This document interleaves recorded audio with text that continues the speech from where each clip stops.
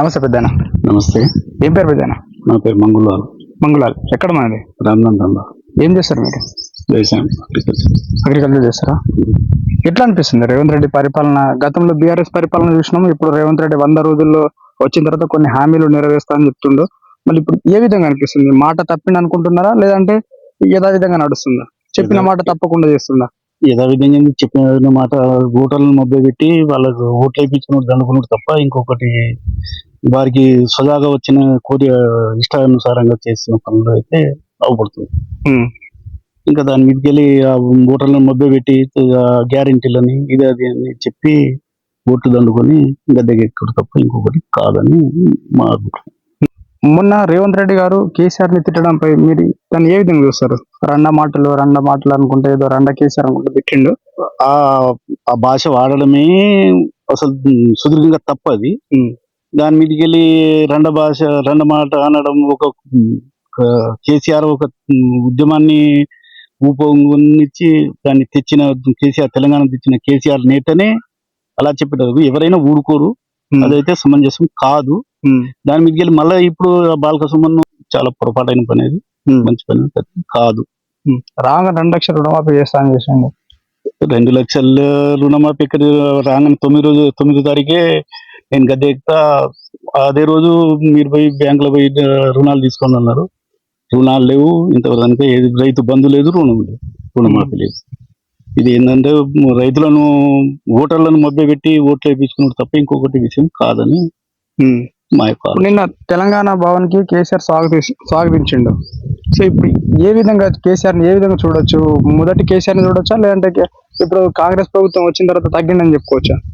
కాంగ్రెస్ వచ్చినాక తగ్గుడు కాదు, కానీ ఇంకా ఆయన లోపల ఉన్న మనోవేదన ఇదైతే తప్పకుండా చూపెడతారు. అదైతే సాధ్యమైన పని అయితే నేను అనుకుంటున్నాను. ప్రతిపక్షం గట్టిగా ఉంటుందని అనుకుంటున్నారా? ప్రతిపక్షం తప్పకుండా ప్రతిపక్ష పాత్ర కాదు అసలే.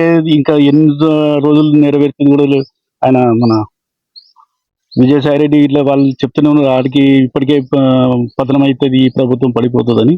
దాంట్లో ఏదైనా జరగవచ్చు. కాళేశ్వరం ప్రాజెక్టు పైన అవగాహన లేదని చెప్తున్నారు కోమటిరెడ్డి వెంకటరెడ్డి కానీ, ఉత్తమ్ కుమార్ రెడ్డి కానీ, బట్టి విక్రమార్క. దీనికి ఏ విధంగా ప్రస్తావిస్తారు మీరు? కేసీఆర్ కు అవగాహన లేదనేసి చెప్తున్నారు వీళ్ళు. కేసీఆర్ కి అవగాహన కాదు, ఫస్ట్ వీళ్ళు అవగాహన తెచ్చుకోవాలి. దాని ప్రాజెక్ట్ ఏంది, ప్రాజెక్ట్ ప్రతిఫలం ఏంది, ఏమైంది, ఏంటిది అన్నది. అది ఇంజనీరింగ్ చేసిన పనులు, కాకపోతే వీళ్ళు శాంక్షన్ చేసే వరకు వీళ్ళ బాధ్యత. అది లోపాలు ఏమైనా ఇది ఉంటే వాళ్ళ ఇంజనీరింగ్ వాళ్ళు డిజైన్ చేసిన దాని ప్రకారంగా జరగవచ్చు. కాబట్టి ఏదైనా అవకతవకలు ఉంటే దాన్ని రిపేర్ చేయవచ్చు, దానికి ఇది కావచ్చు. ఇప్పుడు ఆ నీళ్లు చేపట్టే మన తెలంగాణలో సగభాగానికంటే ఎక్కువ సస్యశ్యామలై ఉంది. గ్రౌండ్ వాటర్ కూడా పైకి పెరిగినాయి. దాన్ని అంత పెద్ద ప్రాజెక్టు అంత శ్రమించి కట్టిన దానికి అలా ఇదంటే అదైతే మంచి పద్ధతి కాదు. వీళ్ళు ఏ విధంగా ప్రస్తావిస్తున్నారంటే కాళేశ్వరం ప్రాజెక్టు పైన కానీ, ఈ పాలమూరు ప్రాజెక్టులు ఎన్ని ఉన్నాయో అన్ని ప్రాజెక్టులు మొత్తం డబ్బులు కొన్ని వేల కోట్లు దోచుకున్నాడు కేసీఆర్. ఇప్పటివరకు కాళేశ్వరం ప్రాజెక్టు పైన కానీ, కొన్ని ప్రాజెక్టు పాలమూరు సంబంధించిన దాని కింద ఎన్ని వేల ఎకరాలు ఉన్నాయో అన్ని వేల ఎకరాలు ఒక ఎకరం కూడా పారలే అని నిన్న బట్టి విక్రమార్క కానీ, ఉత్తమ్ కుమార్ రెడ్డి ప్రస్తావించారు. దీనికి ఏ సంబంధం? దీని పారదల లేనిది పంట పండిన దానికి సాగు సమస్య రాలేదని వాళ్ళు అనుకున్నప్పుడు ఇన్ని మెట్రిక్ టన్నుల లక్షల మెట్రిక్ టన్నుల ధాన్యం ఎక్కడి నుంచి పండింది, దేని ద్వారా పండింది, ఆ పంట దిగుబడి రావడానికి కారణం ఏంటి, నీళ్ళు ఎక్కడి నుంచి వచ్చినాయి, ఆ నీళ్లు రావడం ద్వారానే కదా ఈ కెనాళ్ళు, ఈ వాగులు, వంకలు ఇవన్నీ రైతులకు కూడా సస్యశ్యామలై ఉన్నాయి. దాని గురించే కదా ఇది. అదైతే పద్ధతి కాదు, వాళ్ళది భావ్యం కాదు. ఇప్పుడు ఈ బస్సులు పెట్టి ఏమైనా ప్రయోజనం ఉందంటున్నారా మీరు? బస్సులు కరెక్టే, బస్సులు పెట్టిండ్రు. అందరికి పెట్టకపోయిన వాళ్ళు, మొగోళ్ళకి పెట్టాలి, ఆడవాళ్ళకి పెట్టాలి, అందరికి పెట్టాలి. ఓన్లీ ఆడవాళ్ళే ఓట్లు వేసి మొగోళ్ళు ఓట్లు వేయలేదా? మొగోళ్ళ ఓట్లు, మేల్ ఫీమేల్ ఓటు పడలేదా వాళ్ళకి? ఒక్క ఓటే పడ్డదా? అదైతే తీవ్రంగా నష్టం. అది నష్టమే కాదు, మళ్ళీ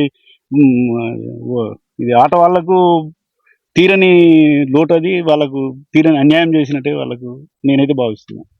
ఇప్పుడు బీఆర్ఎస్ సంబంధించింది ఎన్ని సీట్లు వస్తాయని, ఎంపీ స్థానంలో ఎన్ని సీట్లు వస్తాయని మీరు అనుకుంటున్నారు?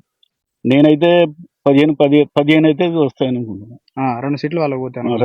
ఒక సీటు వాళ్ళకు, ఒకటి సీటు ఎంఐఎం. 2 అయితే వాళ్ళకు. నా ఆలోచన నేను అనుకుంటున్నాను. ఇప్పుడు గ్యారెంటీ వస్తుంది. కేసీఆర్ పాలన అంటే అపోజిషన్ పాలన గట్టిగా ఉంటుంది అంటున్నారు మీరు? తప్పకుండా గట్టి కాదు, ఇంకా బలోపేతం అవుతుంది, కానీ తగ్గనైతే తగ్గదు. బలోపేతం అయితే తప్పకుండా అవుతుంది. ఇప్పుడు మళ్ళీ నాకు ఈ ఎంపీ స్థానాలు 17కు 17 గెలిస్తే గానీ నేను కొన్ని ఎన్నైతే హామీలు చెప్పినో అన్ని హామీలు నెరవేరుస్తా అని చెప్తుండు అతను రేవంత్ రెడ్డి గారు. మళ్ళీ ఇప్పుడు జనాల్లో ఈ రకంగా మాట్లాడుతుంటే జనాల్లో ఏమన్నా చైతన్యం వచ్చిందంటున్నారా మీరు? చైతన్యం అనేది ఇప్పటికే జనాల లోపల కేసీఆర్ని ఎందుకు కూడా కొట్టుకుంటున్నారు నాయన అనుకుంటాను. ఇంకా దీన్ని నమ్మే పరిస్థితిలో కూడా జనాలు లేరు. ఓటర్లు కూడా అంత చైతన్యవంతులు మన తెలంగాణ ప్రజలు. దానికి ఏమాత్రం డోకలేదు. మళ్ళీ ప్రభుత్వాన్ని ఎప్పుడు వీళ్ళను టైం అయిపోతే వీళ్ళు ఎప్పుడు దిగిపోతే బాగుండురా అనే భావన అయితే ప్రతి ఒక్కరి దాంట్లో ఉన్నారు. రైతు రుణమాఫీ అన్నీ చేస్తా అని చెప్పిండు. రైతు రుణమాఫీ ఎక్కడిది? రైతు రుణమాఫీ 9 తారీఖు చేస్తున్నారు. ఇంకా 9 తారీఖు పోయి అట్లా జనవరి 9, ఫిబ్రవరి 9 రేపు ఎల్లుండి ఫిబ్రవరి 9 వస్తాను. ఇంకెప్పుడు చేస్తాడు? ఇప్పుడు రైతు బంధు గ్రామాలు ఏ విధంగా ఉంది? అందరికి వస్తున్నాయని చెప్పిందా లేదంటే రాలేదని చెప్తున్నారా? చాలా మందికి రాలేదు. 2 ఎకరాల వరకే పడ్డాయి. ఎకరం నుంచి 2 ఎకరాల వరకే పడ్డాయి. రైతు బంధు లేదు, రైతు రుణమాఫీ కూడా లేదు. ఏది లేదు. జనాలు ఏమనుకుంటున్నారు మరి కాంగ్రెస్ పాలన పైన? కాంగ్రెస్ పాలన పైన ఇప్పటికే వ్యతిరేకత బాగా పెరిగింది. వ్యతిరేకత కాకపోతే ప్రతి ఒక్క మీ ఎందుకు చేస్తీవిరా నాయన, ఎందుకు తెచ్చుకుంటేవి ఈ ప్రభుత్వాన్ని అనే భావన అయితే అందరి దాంట్లో ఉన్నదన్నది నేను నమ్ముతున్నాను.